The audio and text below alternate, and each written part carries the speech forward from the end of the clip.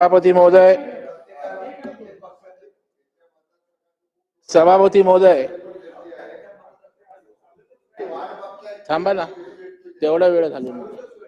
सभापती महोदय, आपण भाग्यवान आहात की सभागृहाच्या दोन्ही बाजूच्या सर्व सदस्यांनी एकमतानं आपली या ठिकाणी निवड केलेली आहे आणि त्याबद्दल मी आपलं मनापासून या ठिकाणी अभिनंदन करतो.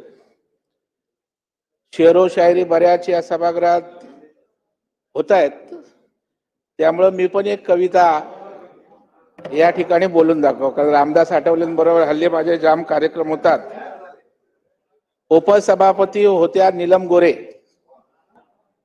उपसभापती होत्या नीलम गोरे, त्यांच्या कारभारावर खुश आहोत आम्ही सारे.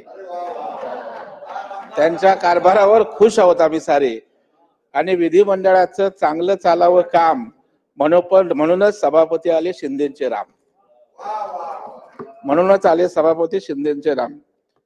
सभापती महोदय, रामभाऊ एक राजकारणातला अजात शत्रू आहे.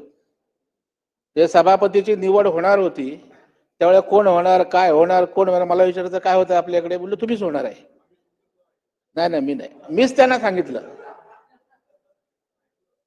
तुम्ही ऐकून होत नाही, आमच्या पक्षामध्ये तसं ऐकून काय होत नसतं. ते माझं सगळं ऐकतात, म्हणून त्यांच्या मागे बसलोय मी. सभापती महोदय, त्यांच्या कानाला